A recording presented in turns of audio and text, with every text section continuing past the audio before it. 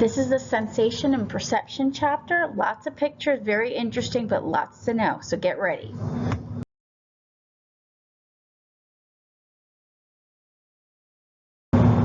Here's a big word you can impress your friends with, prosopagnosia. That's also known as face blindness. A person sees the elements of the face, the eyes, the nose, the mouth. You see it all in the right place, but you can't label who the person is, and includes even yourself and your own reflection, prosopagnosia.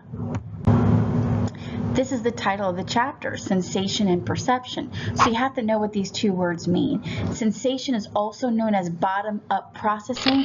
This is when you're taking in raw data. But perception is your interpretation of the data, how you perceive the data, right? It's kind of like critical thinking, which is why it's called top-down processing. So remember, sensation is bottom-up and perception is top-down. Here in class, we were looking at the pictures and we were practicing what is sensation and what is perception, what is top-down and what is bottom-up processing. So if you say, I see shades of gray, I see lines, I see spots, I see, these colors, that's sensation, bottom-up, raw data. But the moment that you say a label, like you say, I see a horse, I see 2 or 3 faces in the trees, when you start labeling, that's perception, that's top-down processing.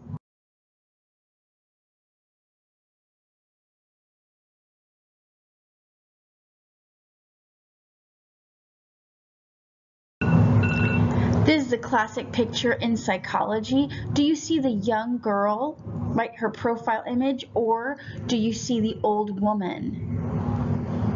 Most young people see the young person first. Older folks will see the older person first. Nonetheless, remember, whatever you perceive, that's top-down processing, the young woman or the old woman. But remember, when it comes to raw data, that would be sensation bottom-up.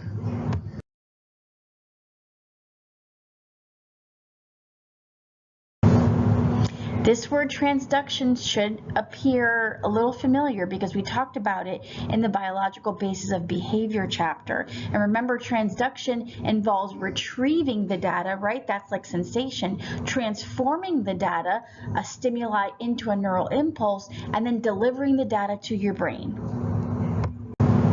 In class, I showed an AT&T commercial. It's an older commercial, and it has a bunch of subliminal messages on it that you can clearly see, but they're pointed out for you.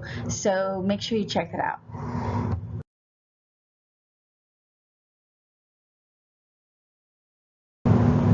So remember that subliminal messages are just below your threshold for vision, your threshold for audio. You're not really supposed to perceive it, which is why they're subliminal. But they say they still act upon the person's psyche in an unconscious kind of way. Whatever you think, subliminal messages, they're right below your threshold for perception.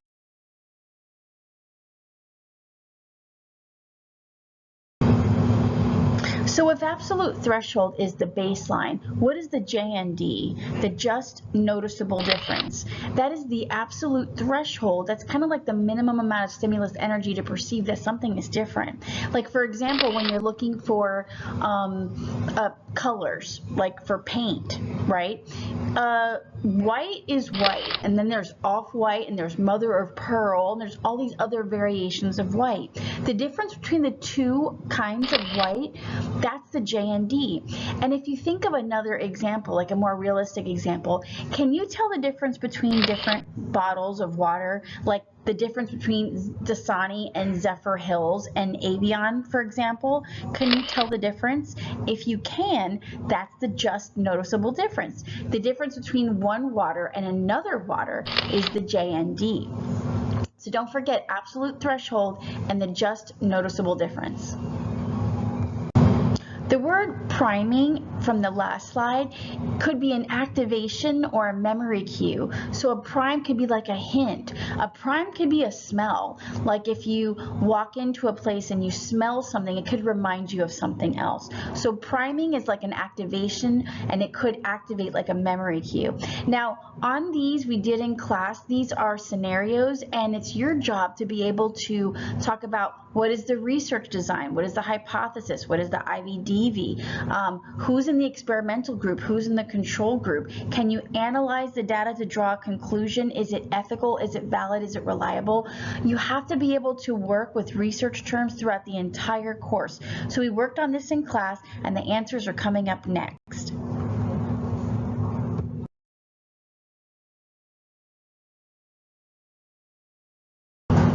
Signal detection theory, there's 4 possibilities. Can you detect the presence of a faint stimulus?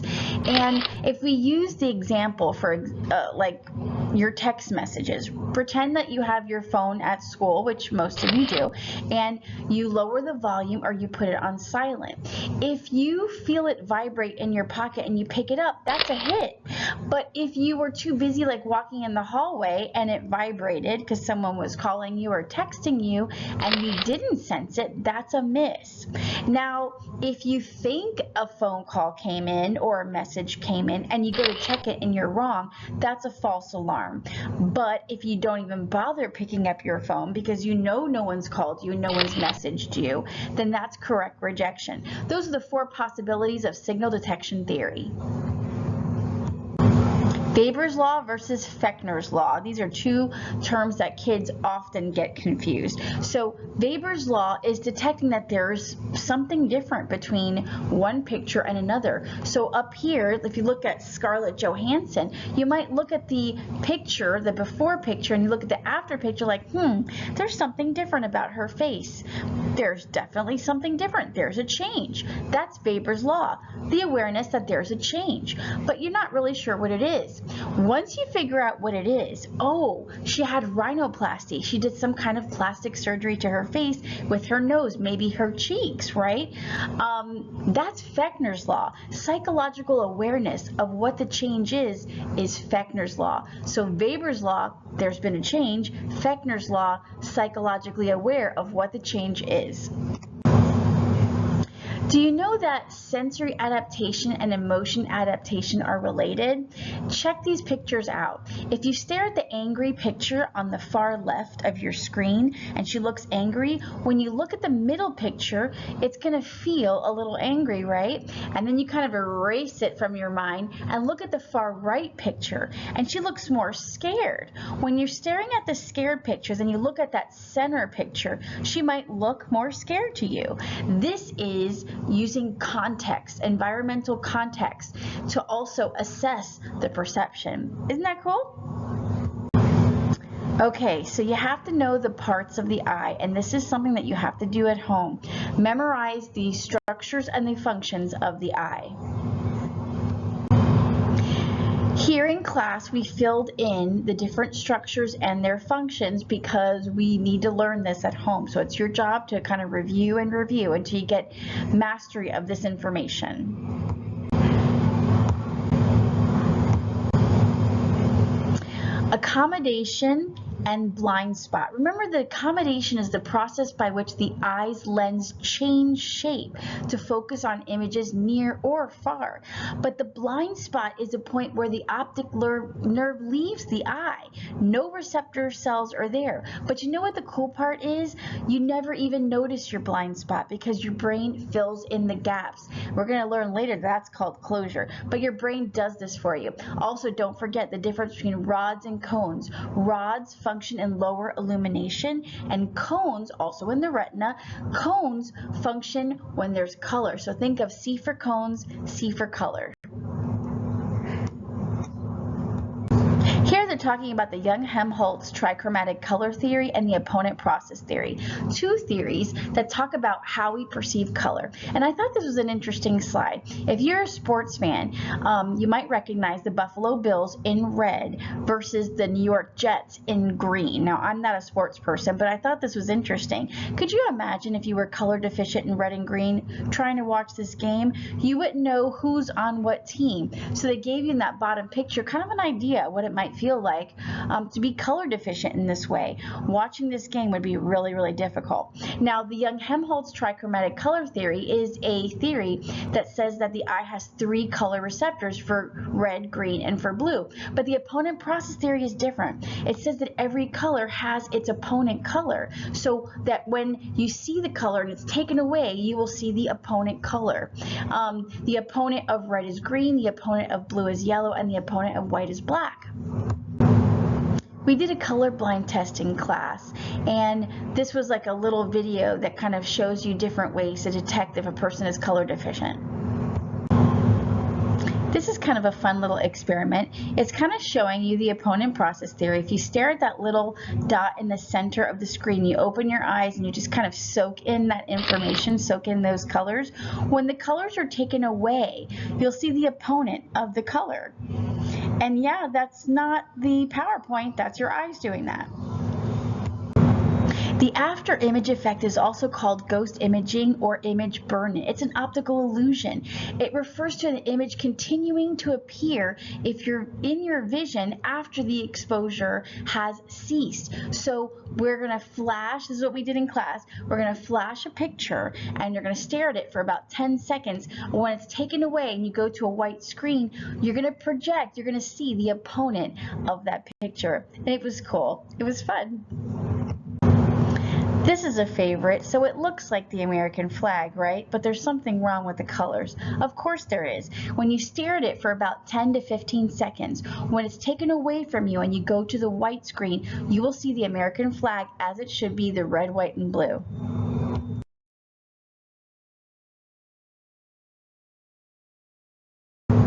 This is one of my favorites too, and I used to think it was Beyonce. I could swear it was Beyonce, but it's not. It's a model. But if you stare at it really closely, especially those little dots on her nose, stare at it, open your eyes really wide, and soak it in for a good 10 to 15 seconds. When you go to the white screen, you will see her with incredible, vivid detail.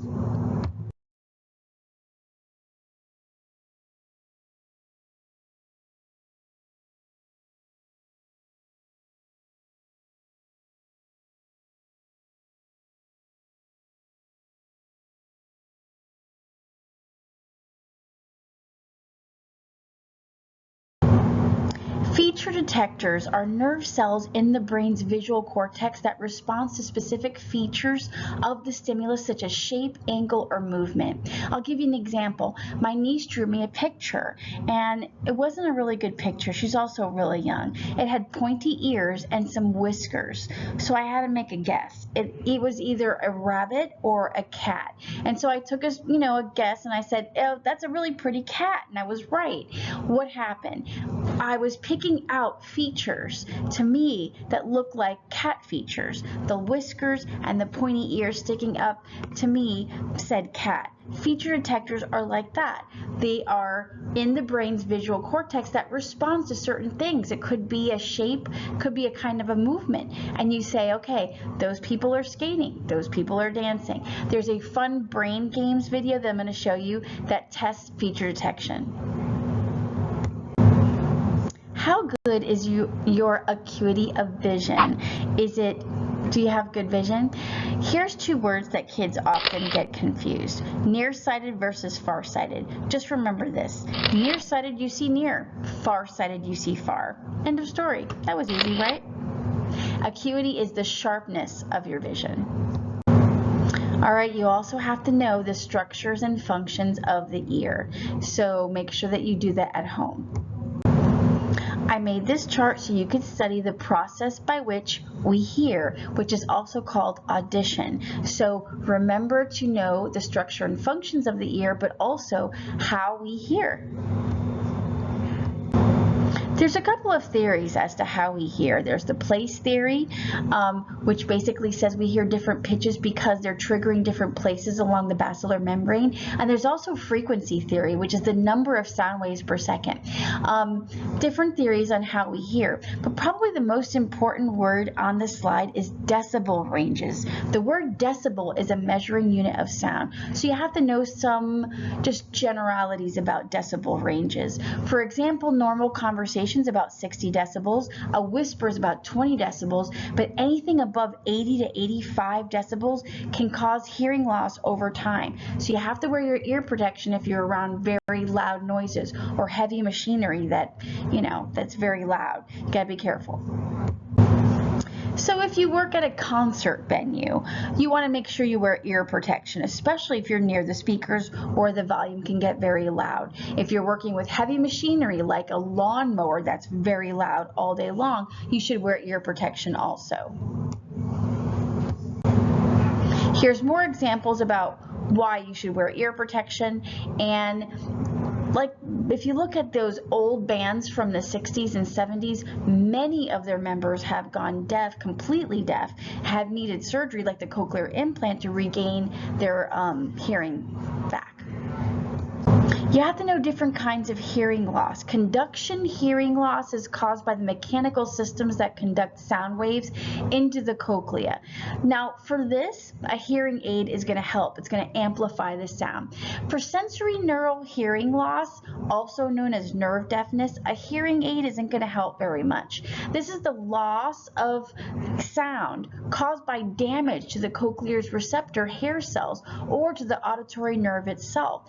This could happen for a number of reasons. It could be disease, it could be something genetic that you were born without those vital hairs that transfer the information to the brain, in which case a cochlear implant would help. Here are some folks with cochlear implants, ranging from little tiny babies to older folks too. Do you know the largest organ of your body is your skin? That's right, because it covers you from head to toe. And so here they're going to talk about the sense of touch and pain. Remember, touch sensations are pressure, warmth, cold, and just pain in general. And remember that pain is a warning system. We don't like pain, but pain detects when something needs to be addressed or tended to. So it's something that's very vital and important. Now, as far as touch is concerned, you have two kinds of skin, hairy skin or glabrous skin. Which one is most sensitive? The answer is glabrous skin. Think of glabrous skin as being non-hairy skin, like your lips are very sensitive. The bottom of your hand, your palms, right underneath your feet are very ticklish, right? That's glabrous skin, more sensitive. It doesn't get more interesting than phantom limb pain. Why? Does a person still feel the missing leg or arm that's been amputated? And the reason why is the person's arm or leg might have been removed, but the neural impulses in the brain have not been removed. And those impulses can trigger memories of that pain, or it could be an itch or a cramp.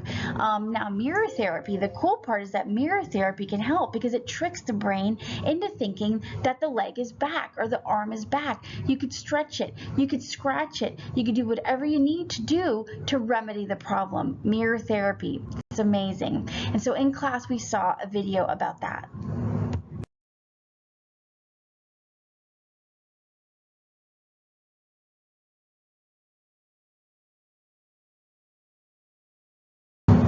Here in class, we did another practice where we looked at an experiment and then we broke the experiment down. What is a hypothesis?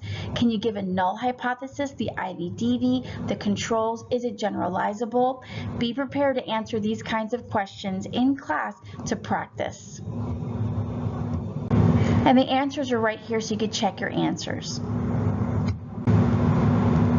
The other sensation is taste. Now, taste is also known as gustation, and we taste various things like salty, sweet, bitter, umami, which is like that savory that we get in protein, sour, and oleogustus, which is the fatty, creamy things that we, very often enjoy.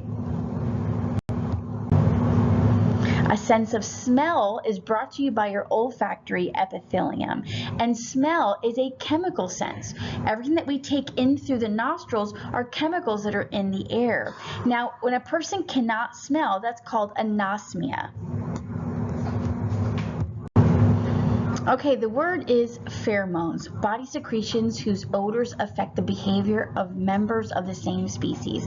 How do you take in pheromones? Through your nose, and they're processed through the olfactory epithelium. The kinesthetic sense is your sense of bodily awareness. So if you're sitting in a pitch black dark room, you know you're sitting, you know your arm is not like flailing about, you know what your body is doing even in the dark. That's your kinesthetic sense, your sense of bodily awareness. But another forgotten sense is the vestibular sense. Think of V for vestibular, V for vertigo, that you might be dizzy. Vestibular sense is your sense of balance brought to you by your semicircular canals. The fluid in your canals, as you're spinning around, they move, so when you stop spinning, you might still feel dizzy. Vestibular, balance, kinesthetic body awareness. Okay, so when you're talking about sensory interaction, you got to think of the McGurk effect. And which do you think is the right answer? Do you think your vision would override your audio, or your audio overrides your vision? Well, if you thought vision, you're right, because we are heavily reliant on our vision. So when you do the McGurk effect, check this out. It's a really interesting effect. And even if you know how the effect works, it still works on you. I've been doing this for a very long time, and when I do the McGurk effect, I still can experience it too. In class, we saw a documentary about synesthetes. These are people with synesthesia. Synesthesia is something that happens to you. You're born this way. And it's like a blending of your senses. It's almost like cross-wiring or cross-talk between neural impulses. So the color is blue, but you might hear the color blue. You might taste the color blue. When you're tasting something, you might say, oh, this is too round because it's bitter. But what does round taste like? For synesthetes, this is something common, to have a variation of taste, or something that you could hear could turn into a taste, or something that you could see can turn into a sound.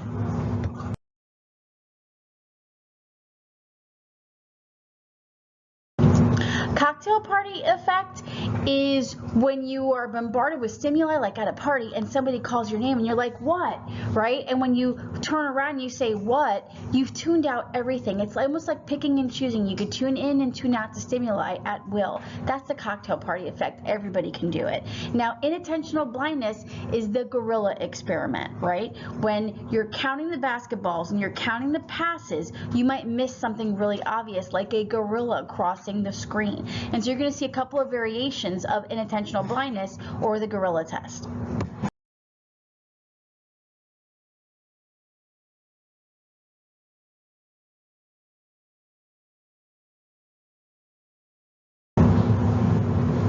So expectation and context, motivation and emotion, they all play a role together.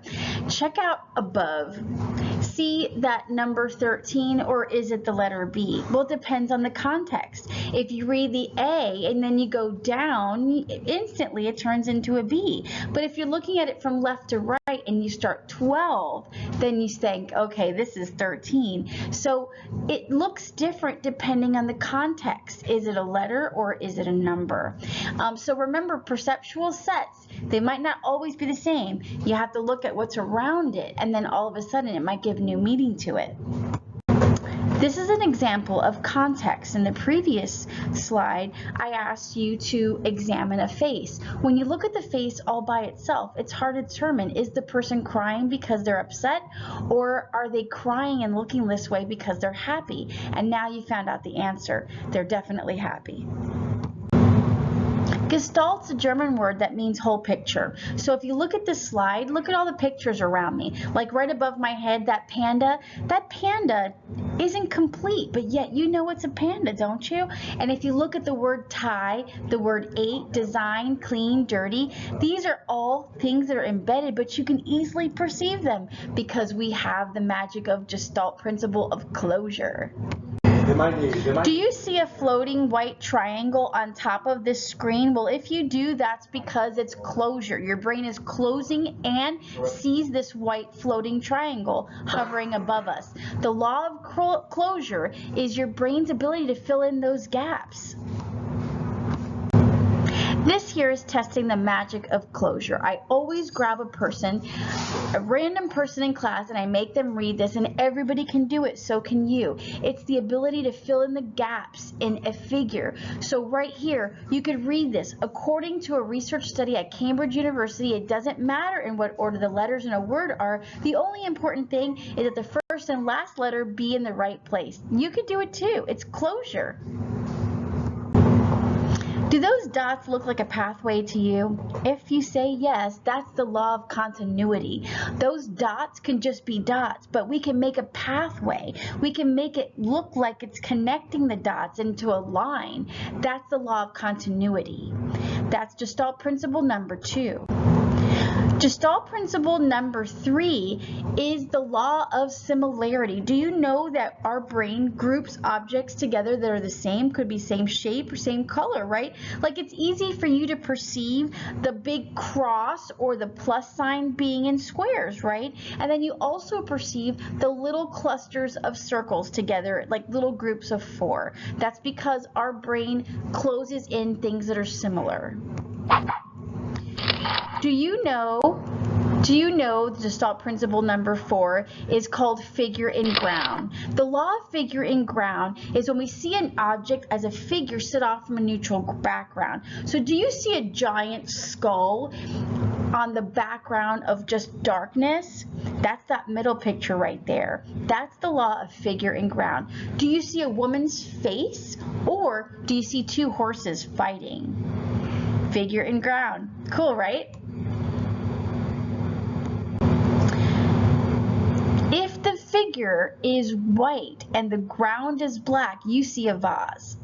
But if the ground is white, what are the 2 figures that you see? If you said 2 people looking at each other, you are right. That's the law of figure in ground. Gestalt principle number 5 is the law of proximity. Do you know that your brain groups things that are near each other? So things that are near each other in space, our brain will group it. That's the law of proximity. Law number 6 is called perceptual constancy. As we go about our day, we don't have to constantly be reminding ourselves that shape and size and brightness doesn't change despite its change in appearance. So, like if someone's waving at you through a window, you don't think their hand is cut off by the window pane. You know the hand is intact, it's just on the other side of the window. When your friend is running up to you in the hallway, you don't think that they're growing right before your eyes. You know that they're far away and now they're walking closer, right? Because you know that size and shape remains constant, even though it might look different at the moment. You know, one thing your brain knows is rooms, right? You've been in a house pretty much forever, right? You know walls are usually straight and windows are like this and doors are like this and floors are flat because you know rooms. This is why the Ames illusion will trick you. So check out the Ames illusion, it's really neat. All right, this picture here is about the visual cliff, and that little baby on the left there is the mom is calling the baby over on the deep end, and the baby's about to cross over. So's the baby right above that one. Babies can perceive depth, but the difference is that with experience, right, they know better. They know not to cross over because they could fall. They probably had an experience or 2 of falling. They know it hurts. They won't do it again. So novice babies, they're more likely to do what these pictures are showing you as opposed to babies with more experience. So remember, the visual cliff is an apparatus that helps test depth perception.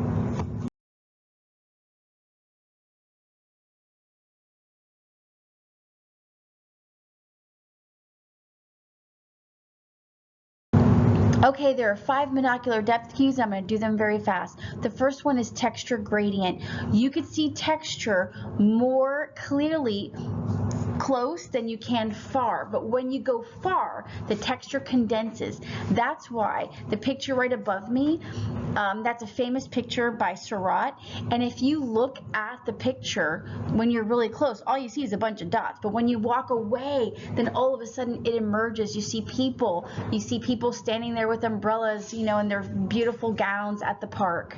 Texture gradient.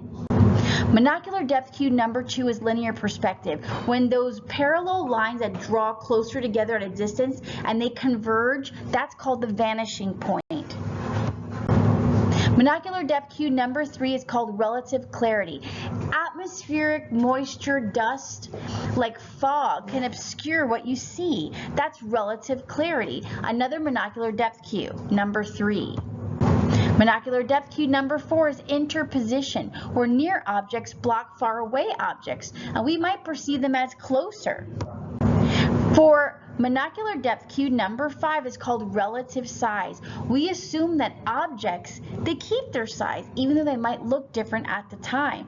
And it's like the same example I told you before with the perceptual constancies, right? If your friend is far away, you don't think that they're tiny. You know, they're not small, they're just really far away. And as they're moving close to you, they grow larger. Are they really growing in front of your eyes? No. You just know that they're far away and now they're moving closer to you. Relative size. The phi phenomenon, I've also heard it called phi phenomenon. I don't know which is correct. I think they're interchangeable, phi or phi. But this phenomenon is an optical illusion. Now, if you see a green dot while you're staring at this picture, there is no green dot. That's your brain. That's the opponent process theory, right? When the magenta goes away, green is its replacement. Well, not only is there no real green dot, it's also not moving. If you perceive movement, it's because of the order, the way it's flickering. It gives you the illusion of motion when there is no motion. Autokinetic effect is an illusion of a still spot of light in a dark room. So I showed in class a quick little video, it's about 3 minutes long, about autokinetic effect. The last topic is stroboscopic movement, and in this slide here I showed a little sample of claymation, and claymation is an example of this because it's an illusion of continuous movement when it's really just a series of still shots taken together and sped up, and then we see movement.